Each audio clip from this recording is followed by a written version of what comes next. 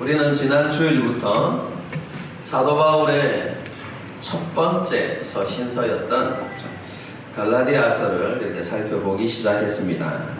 갈라디아서는 사도 바울이 1차 전도 여행을 다녀온 직후에 기록되어진 서신서다, 이렇게 말씀을 드렸죠.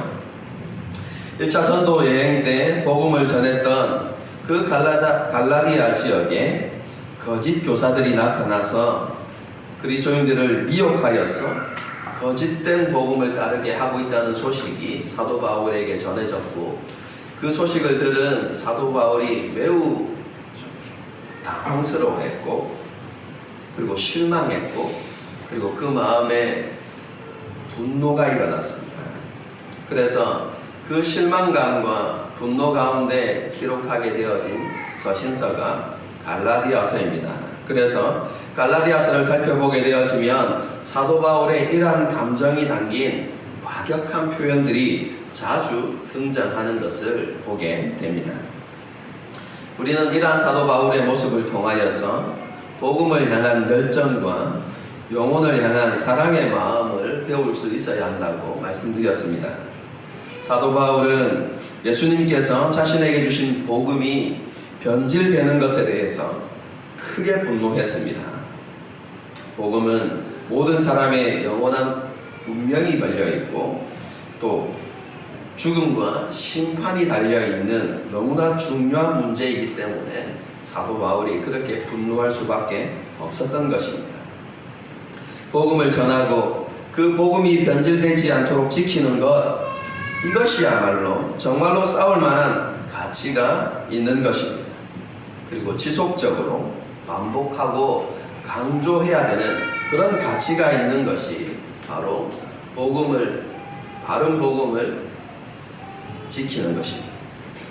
저와 여러분에게도 사도 바울에게 있었던 복음과 영혼을 향한 열정과 헌신이 회복되어지고 또 넘쳐나기를 그렇게 기대합니다. 사도 바울은 자신의 사도직이 사람으로 말미암은 것이 아니고 하나님과 예수 그리스도로 인하여서 주어진 것임을 강조했습니다.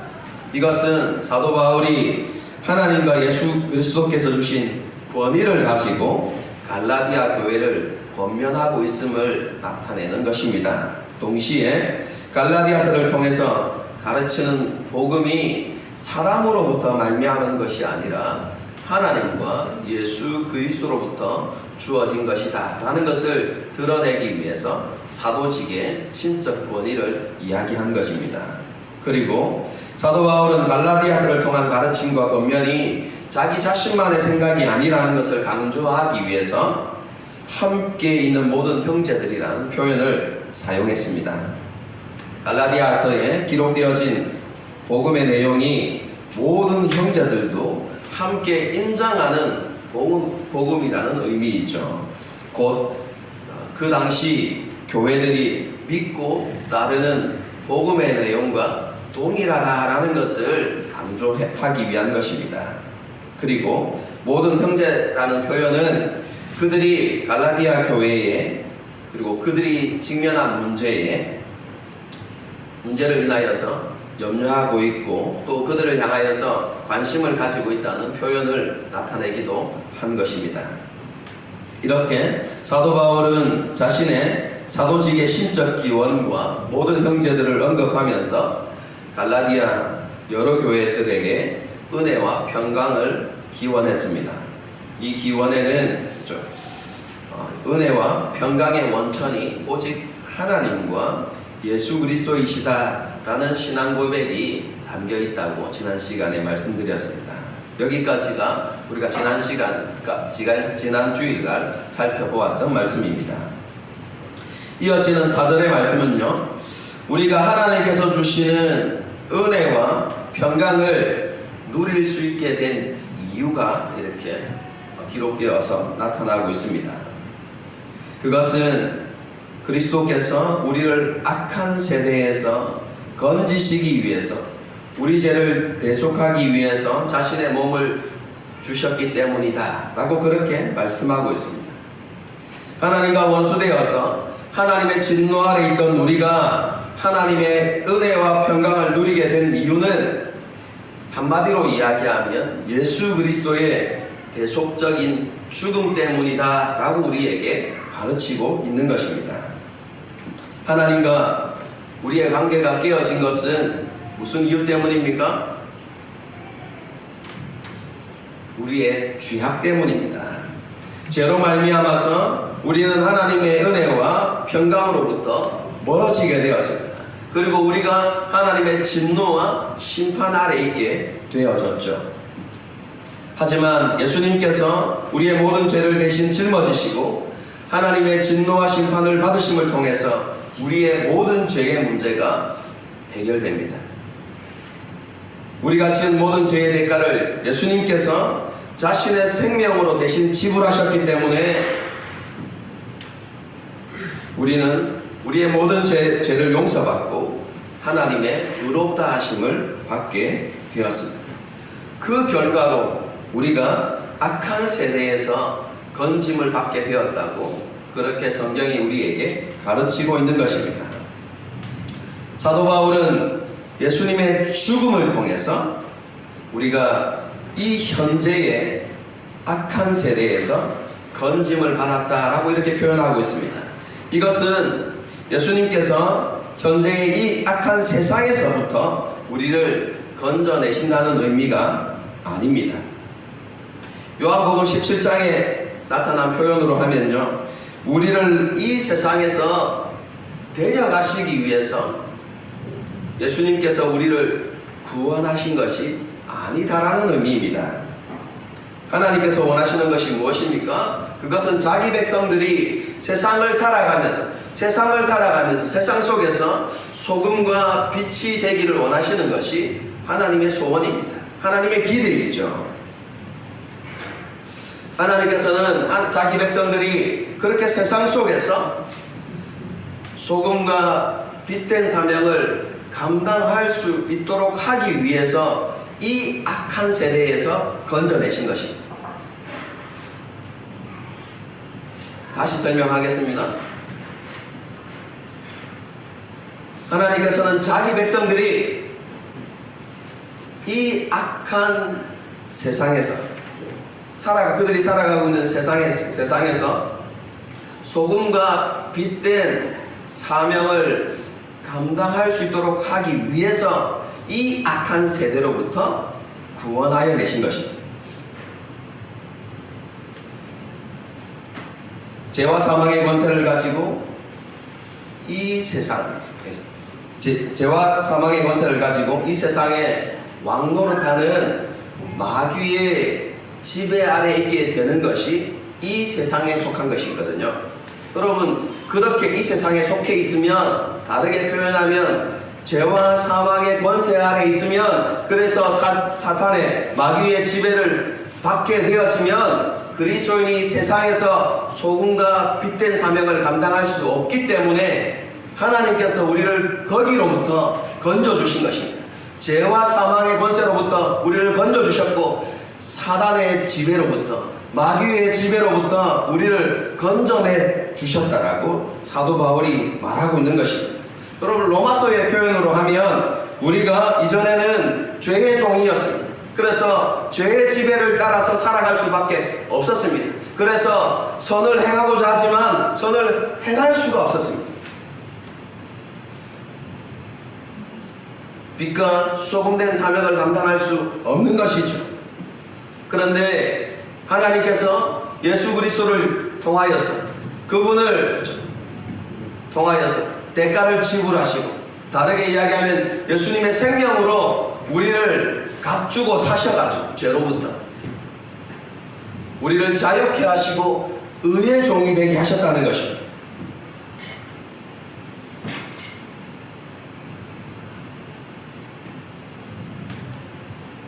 예수님의 죽음을 통해서 이 악한 세대로부터 건짐을 받은 우리는 더 이상 마귀의 자녀가 아닙니다. 죄의 종이 아닙니다. 죄와 사망의 권세 아래 있지 않습니다.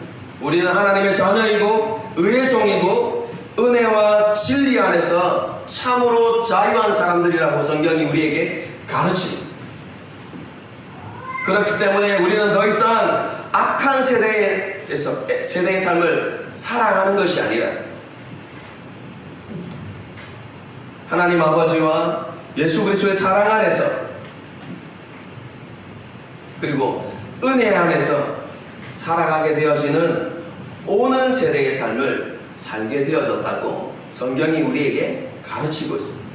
우리가 그렇게 살아갈 때에 세상 속에서 소금과 빛된 사명을 감당할 수 있게 되는 것이죠. 그것을 위해서 하나님께서 우리를 건져 주신 것입니다. 이 모든 것은 아버지 하나님의 뜻을 따라서 이루어진 것입니다.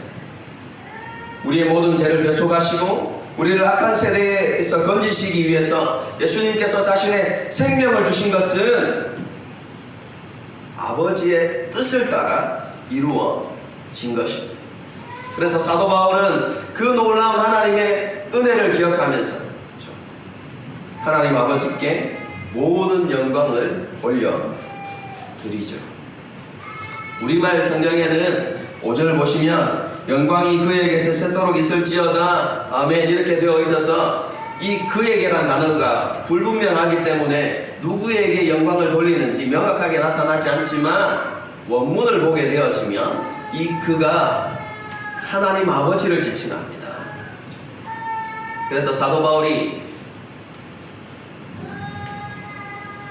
우리를 죄에서 건져내시기 위해서 이 악한 세대로부터 건져내시기 위해서 아들을 보내신 그 하나님의 은혜를 기억하면서 아버지 하나님께 모든 영광을 올려드리고 있는 것이죠.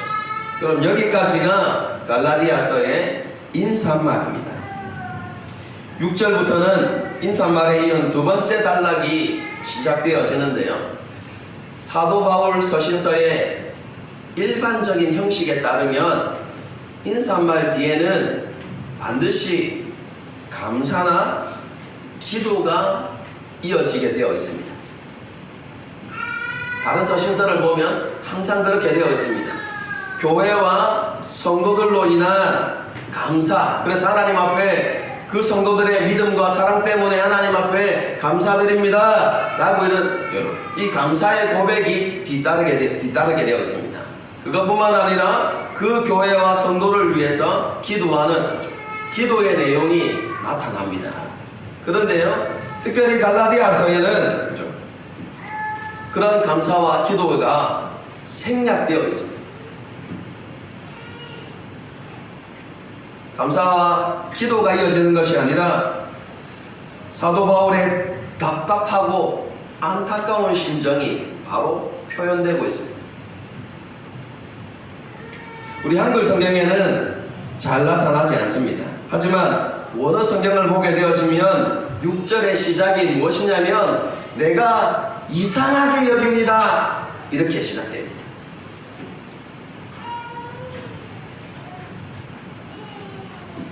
이 표현은 도저히 이해할 수 없는 일에 대한 당혹감과 답답함을 표현한 것입니다. 어떻게 그런 일들이 일어날 수 있는지 나는 도저히 납득할 수 없습니다. 이해가 되지 않습니다. 이렇게 표현하면서 6절을 시작하고 있는 것이죠.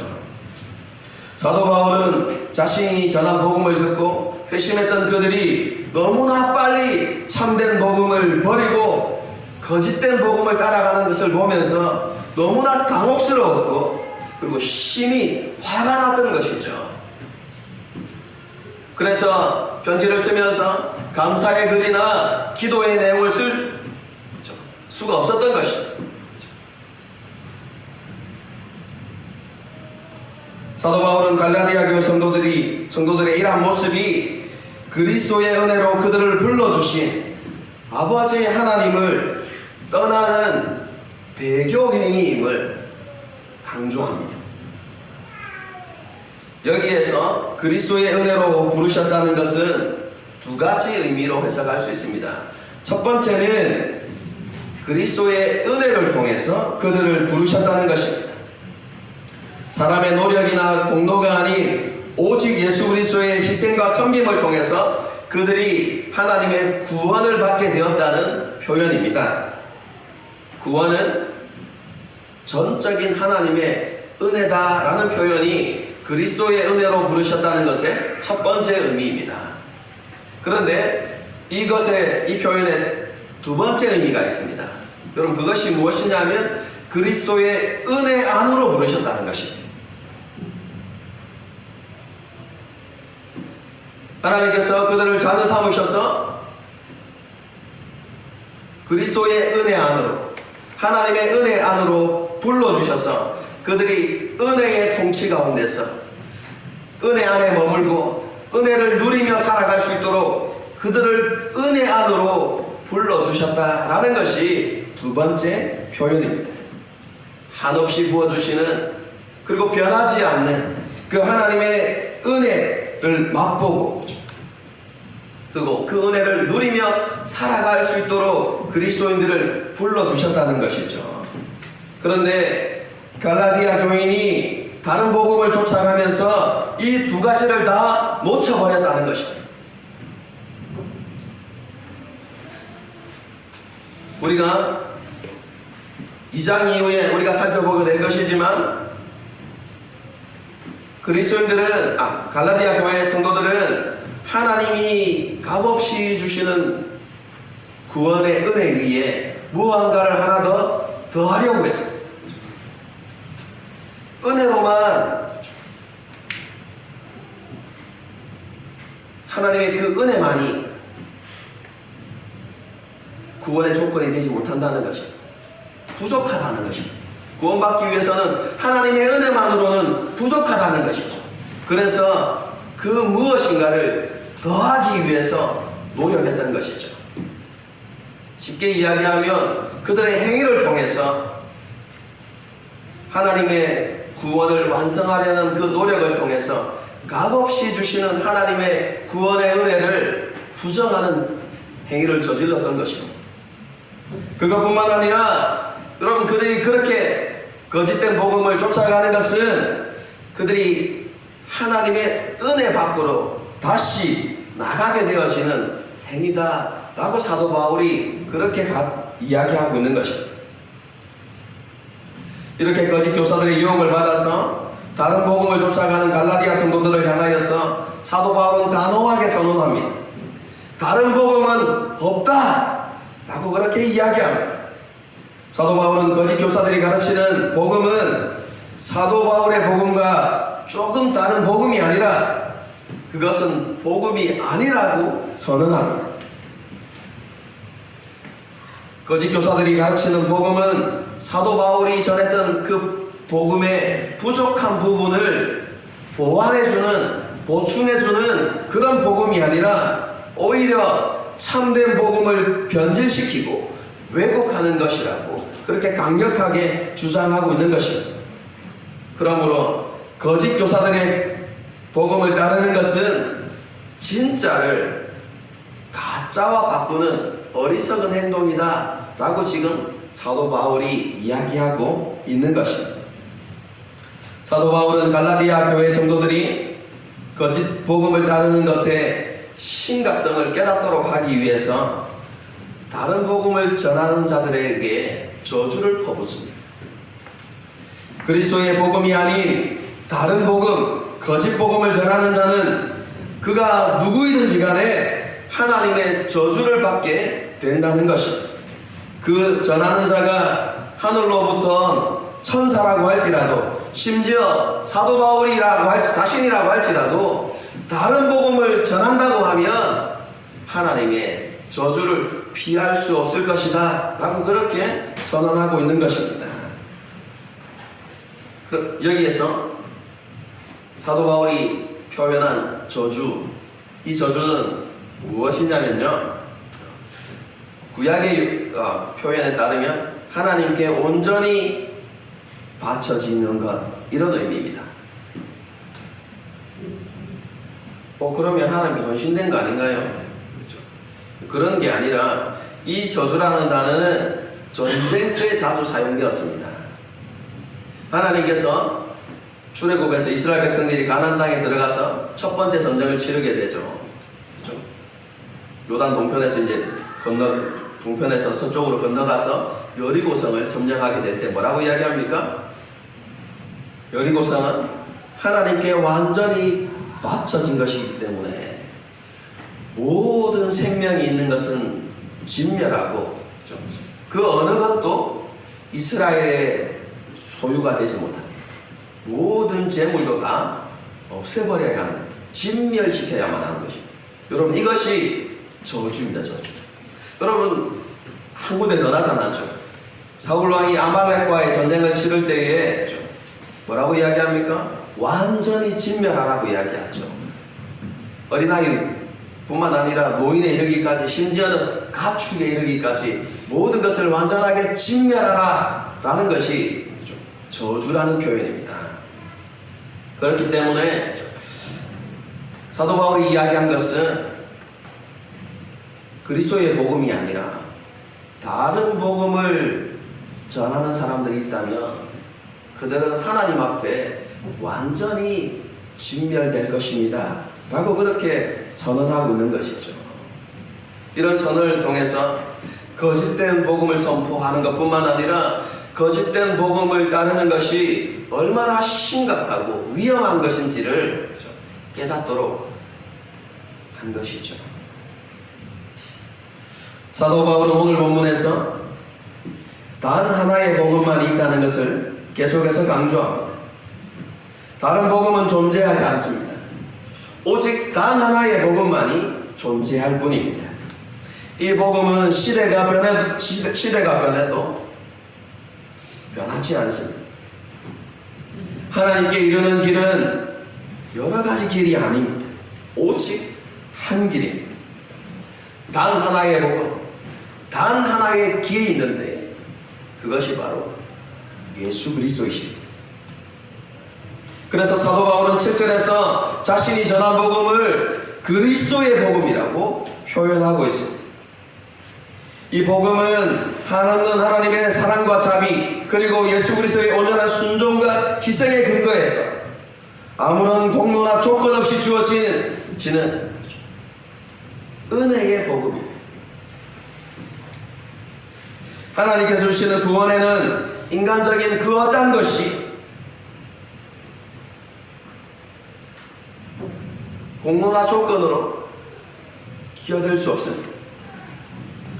사람의 고결한 인격이나 노력, 선행이나 종교나 철학, 심지어는 율법 준수조차도 우리가 받는 구원의 공로나 조건이 되지 못합니다.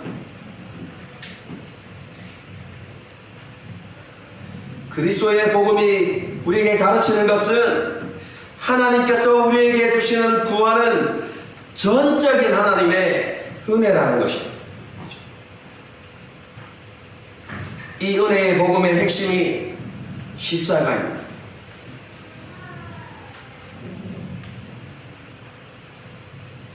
다르게 표현하면 십자가가 없는 복음은 복음이 아닙니다. 예수 그리스도의 죽음과 부활이 복음의 핵심입니다. 세상적으로 볼 때 이것은 미련하게 보이는 것이지만 십자가 복음만이 사람을 변화시키고 살리고 구원하는 것입니다. 여러분, 우리가 확신하고 붙들어야 하는 것이 바로 이 진리입니다.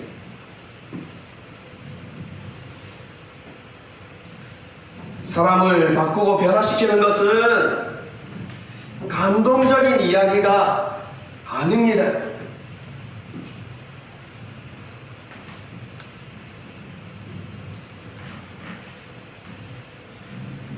하나님께서 세상을 구원하시기 위해서 아들을 이 세상에 보내셨고 그 아들을 십자가에 못 박으셨다는 정말로 이해할 수 없는, 그리고 세상 사람들이 보기에는 미련한 그 이야기가, 그 십자가 복음이 사람을 살리는 것입니다.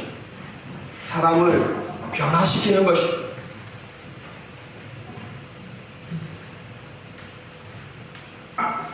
그 십자가 복음이 하나님께서 선택하신 것이고 하나님께서 사용하시는 방법입니다. 여러분, 오늘 본문에서 우리에게 가르치는 바가 무엇입니까? 우리가 죄와 사망의 권세 아래 있어서 우리가 사단의 지배 아래 있어서 그런 우리를 건져내시기 위해서 하나님께서 선택하신 방법이 무엇입니까? 하나님께서 사용하신 방법이 무엇입니까? 여러분, 그것이 바로 미련하게 보이는 십자가 복음입니다.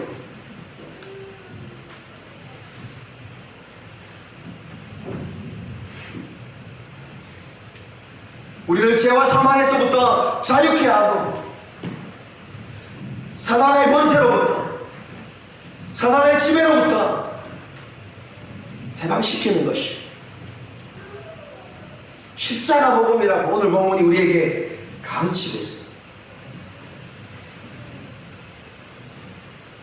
더 이상 죄 안에 있게 하지 아니하고 한없는 하나님의 사랑과 은혜 안에 있게 하는 것이 바로 십자가의 복음이라고 오늘 본문이 우리에게 가르치고 있는 것입니다. 하나님께서 그 십자가 복음으로 저와 여러분을 불러주셨습니다. 그러므로 우리는 세상을 살아가고 있지만 더 이상 세상에 속한 사람들이 아닙니다. 그래서 성경은 우리를 가르쳐서 하나님의 약속을 따라서 살아가는 순례자라고 표현합니다.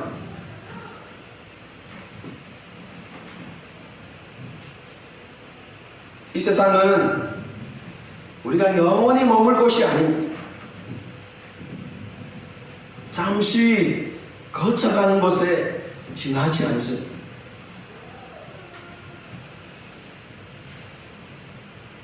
그런데 많은 그리스도인들이 이 세상을 영원히 머물 곳인 것처럼 그렇게 생각하고 그렇게 살아가는 것을 보게 됩니다.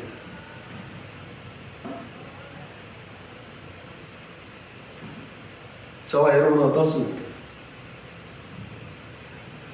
우리도 그렇게 생각하고 그렇게 살아가고 있는 것은 아닙니까?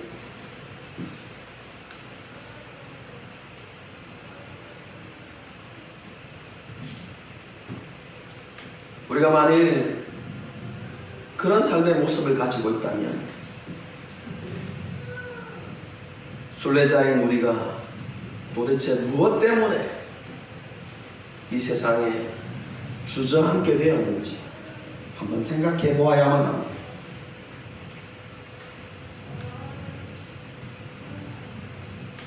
우리가 머물러야 하는 것은 이 세상이 아니라 하나님과 그리스도의 은혜 아닙니다. 하나님께서는 예수 그리스도를 통해서 하나님 은혜 안에 머물고 은혜를 맛보고 은혜를 누리며 살아가도록 저와 여러분을 부르셨습니다.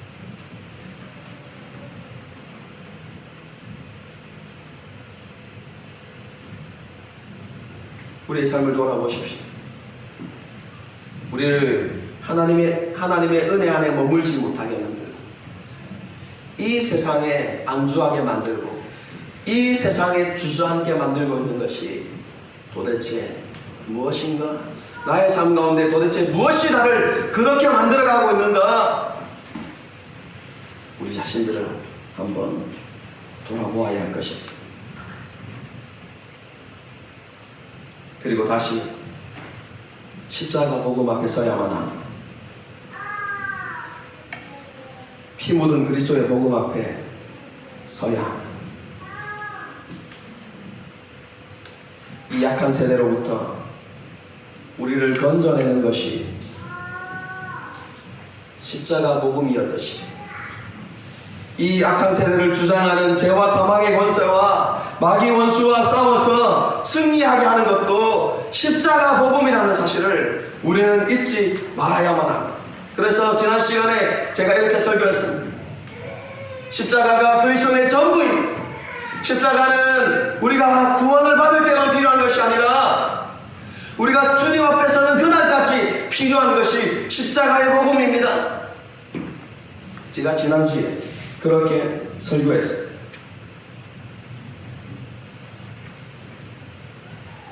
하나님의 은혜 안에 머물게 하는 것도 십자가 복음이고 하나님의 은혜를 맛보고 누리며 살아가게 하는 것도 십자가 복음입니다. 이 십자가 복음만이 순례자의 삶을 회복시키고 이 세상 속에서 그리스도인이 소금과 빛된 삶을 살게 만드는 것입니다.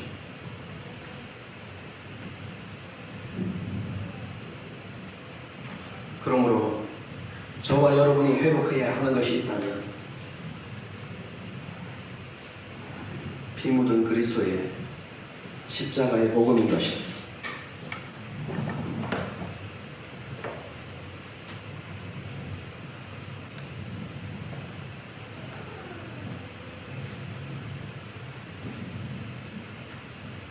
지난주에 설교했던 것을 다시 한번 돌려보십시오. 피 묻은 십자가의 복음을 가졌던 믿음의 선조들이 어떤 삶을 살아내었는지,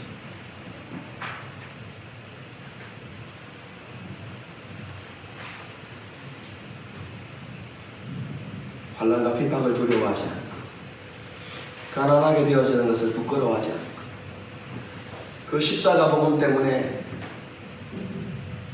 우리는 살아있는 자요, 우리는 유명한 자요. 그럼 그렇게 고백하면서 그렇게 살아가지 않았습니다. 그들이 붙들었던 그 십자가의 복음을 우리가 다시 한번 회복해야 하는 것입니다. 그 복음의 능력으로 우리가 다시 새롭게 되어지기를, 그리고 변화되어지기를 하나님 앞에 함께 기도해 나갑시다.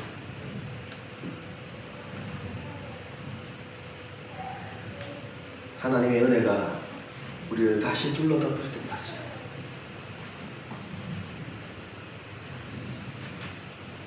그때가 임할 때까지 함께 마음을 모아서 하나님을 바라보고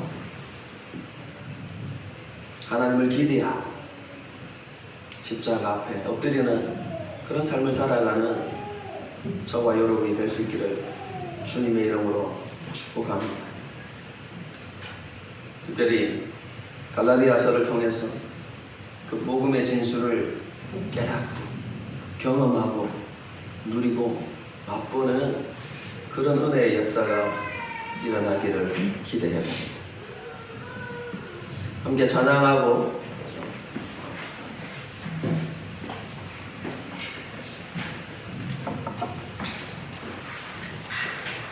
기도하는 시간을 갖도록 하겠습니다.